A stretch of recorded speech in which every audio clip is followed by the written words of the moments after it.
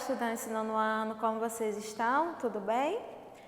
Hoje nós vamos continuar o nosso estudo em língua portuguesa, é a 19ª aula e vamos estudar sobre dois gêneros textuais, o folheto e o poema concreto, certo? Então vamos ver o que é o folheto, a definição? Olhem comigo aqui na imagem.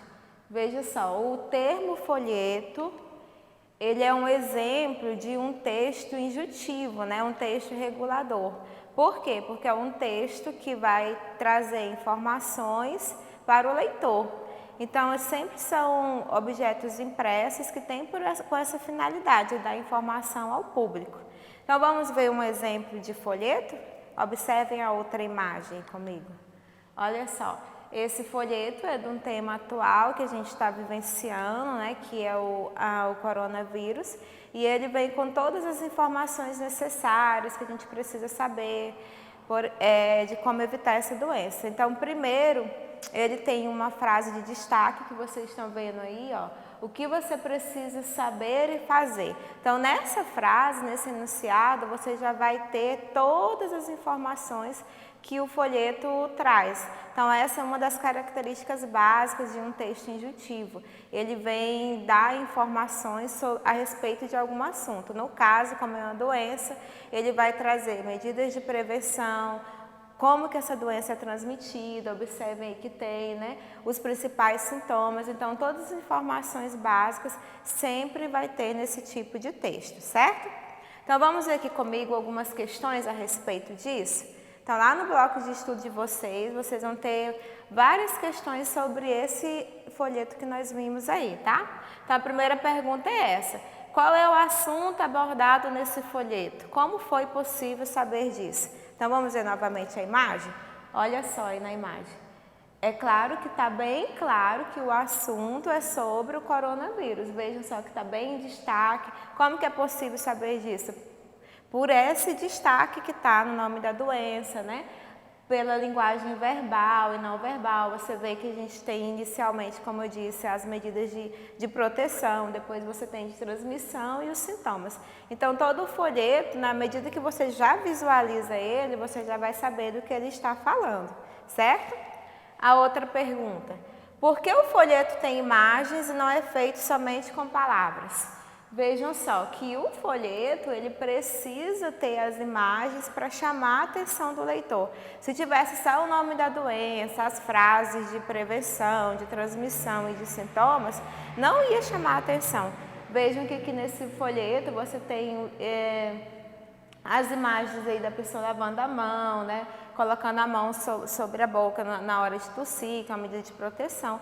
Então, as imagens, ela tem essa função, a linguagem não verbal, juntamente com a linguagem verbal, ela vai dar mais sentido ao texto, ela vai chamar mais a atenção do leitor.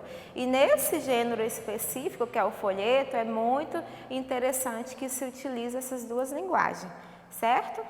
E a outra pergunta aqui, qual enunciado é utilizado no texto para atrair a atenção do leitor? Então, eu disse isso bem no início, né, quando nós vimos aqui, eu falei, olha só o enunciado que está em destaque. Ao lado do nome da doença, a gente tem aí o que você precisa saber e fazer.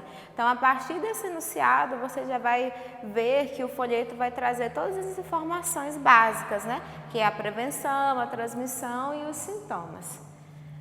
A outra pergunta, para que serve um texto como esse? Para que um texto desse tipo serve?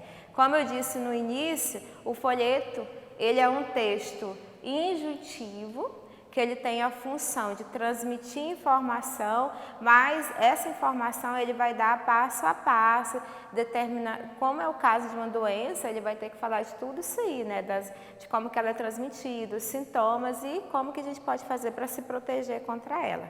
Certo? A outra pergunta, quem está divulgando esse folheto?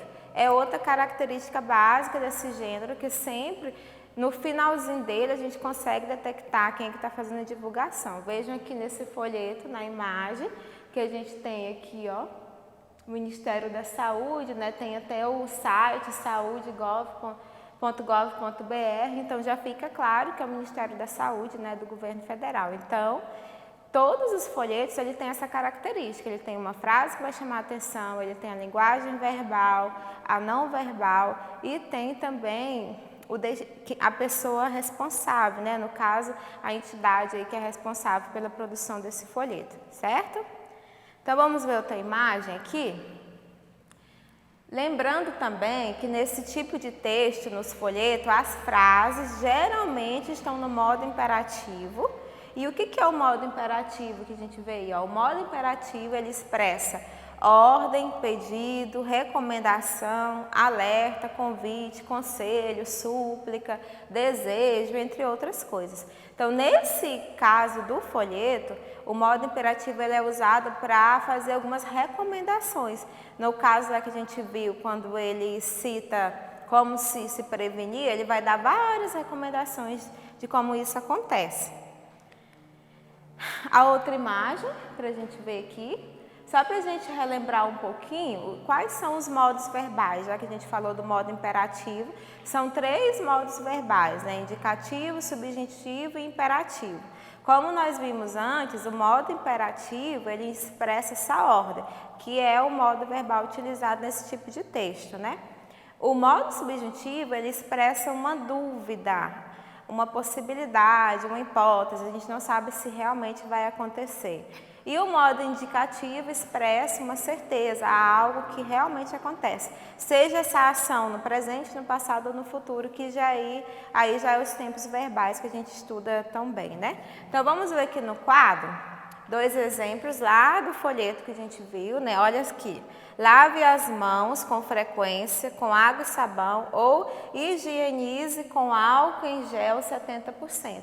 Veja que eu destaquei aqui os verbos lavar, né, que está usado lave, e higienizar, que está higienize. Então, a maneira como o verbo é utilizado nessa frase expressa uma recomendação, um pedido. Então, por isso que está no modo imperativo, certo? E a outra frase também retirada desse folheto. Os sintomas mais comuns são febre, tosse e dificuldade para respirar. Vejam que aqui a gente tem apenas um verbo, né, de ligação aí, que é o verbo são, e ele indica uma certeza, tá? Falando dos sintomas que essa doença transmite. Então, o modo do verbo utilizado nessa oração é para exprimir essa certeza, né, para indicar esse fato certo, ok? Então é isso, pessoal. Esse primeiro gênero de hoje, que é o folheto, vocês viram que é um texto injuntivo, que ele trabalha com as 2 linguagens, verbal e não verbal, tem o objetivo de informar sobre algum assunto, né, no sentido de orientar a população em geral, como esse folheto da Covid que nós vimos, e também ele utiliza do modo verbal, que é o modo imperativo, né, que são frases expressando recomendações, pedidos, conselhos. Agora, vamos ver um pouquinho sobre os poemas concretos, que é outro gênero que está lá no bloco de estudo de vocês, tá? Mas o que é o poema concreto? Vamos ver aqui na imagem, olha aí. Os poemas concretos, também chamados de poemas visuais, são aqueles que mostram uma mensagem de forma não usual, explorando os aspectos lúdico, sonoro e visual. Por isso que o poema concreto, ele também é chamado de poesia visual. À medida que você visualiza, você já vê que ele é diferente do poema tradicional, porque ele não vai ter aquelas estruturas em verso e a imagem do poema vai chamar a sua atenção, certo? A própria estrutura do poema vai fazer uma comunicação. Ela vai dar um sentido, vai completar um sentido desenvolvido pelo texto. É claro que é um tipo de poema que trabalha mais com a imagem, mas ele tem um efeito de sentido. Normalmente, esses poemas concretos, ele utilizam 1 ou 2 palavras e essas palavras já vai dar um sentido, já vai transmitir algo que o poema queira dizer, certo? Então, vamos analisar alguns poemas? Veja aqui o primeiro. Esse poema tem lá no bloco de estudo de vocês, tá? Só que ele não tem questões interpretativas, ele tem mais para análise, para vocês entenderem como que é as características básicas desse tipo de poema. Então aí, observe que a gente tem um poema do Augusto de Campos. Esse poema foi escrito em 1986, porque a poesia concreta ela vem lá do movimento da literatura, que é o movimento concretismo, que aconteceu no século XX, né, na inauguração da Semana da Arte Moderna. E o Augusto de Campos é um dos poetas que se destacam nessa área. Esse poema dele fez muito sucesso na época e até hoje ele é analisado, ele é cobrado aí nos livros didáticos, nos textos de concursos principalmente. Olha só, lixo, né?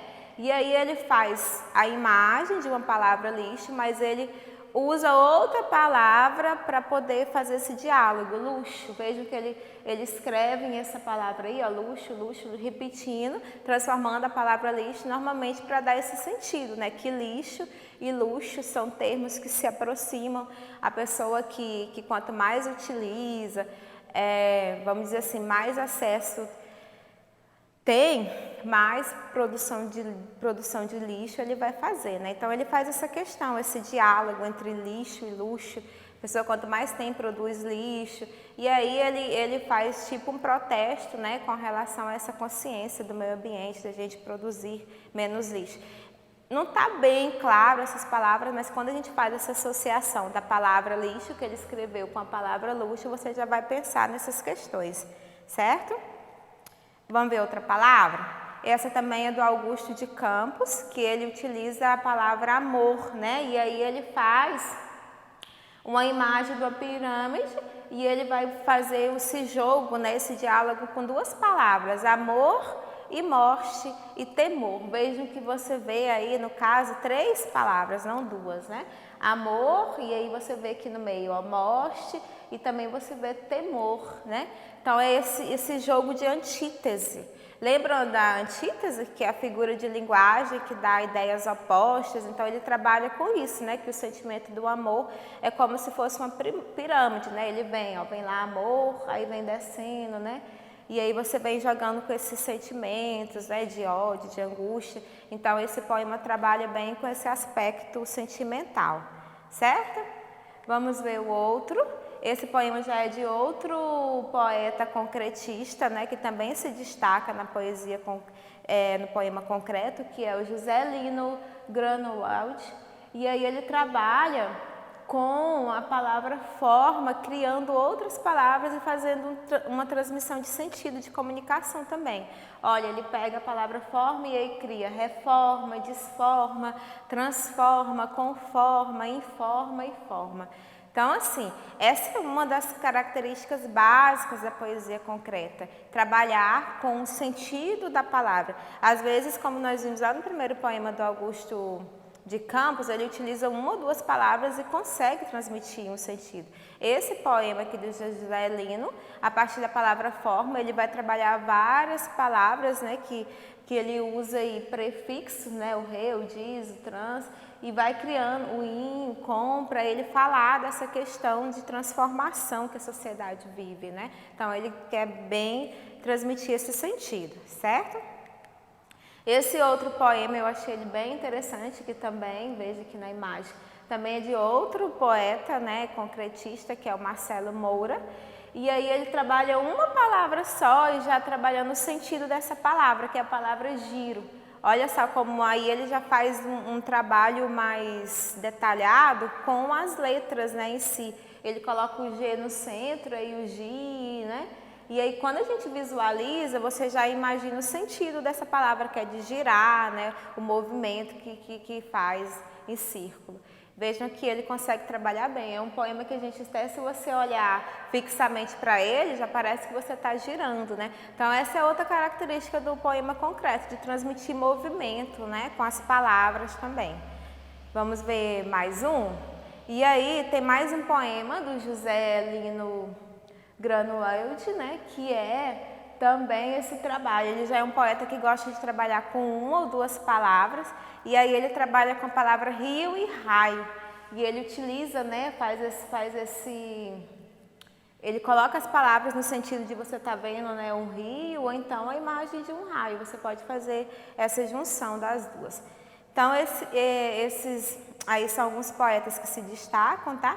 Lembrando que a poesia concreta, o poema concreto, ele tem esse trabalho de trabalhar com uma, duas ou até 3 palavras e transmitindo o sentido. Lá no bloco de estudo de vocês vão ter uns 3 poemas do Augusto de Campos para fazer essa análise. Não é bem esses aqui que eu mostrei, porque aqui é só para dar mais uma ideia, né, para vocês associar a questão do visual com o sentido, porque apesar de ter um trabalho maior com o visual, mas ele tem a função de transmitir um sentido, algo ali. Aí tem que analisar bem as palavras, a imagem, fazer esse diálogo, certo?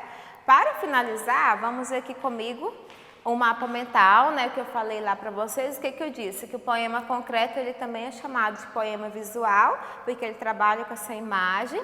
Ele surgiu lá no concretismo, né, no século XX, é um poema, uma vertente de poesia nova. Ele surgiu com o movimento artístico do concretismo na literatura moderna, precisamente na Semana de Arte Moderna, que aconteceu aí. E ele tem essas 3 características básicas que nós vimos analisando esses poemas. O banimento do verso, não tem verso. A valorização do conteúdo sonoro e visual, né? A gente vê que quando ele utiliza 2 ou 3 palavras, as palavras ela têm essa sonoridade, né? Elas se dialogam. E também possibilita diversas leituras através de diferentes ângulos. Então, a maneira que você olhar para aquela imagem, você vai ter uma transmissão de sentido, certo? Então é isso, eu espero que vocês tenham entendido. Vamos finalizar, né? Terminando aqui com a frase final. Seu futuro depende de muitas coisas, mas principalmente de você. Então estudem e até a próxima, pessoal!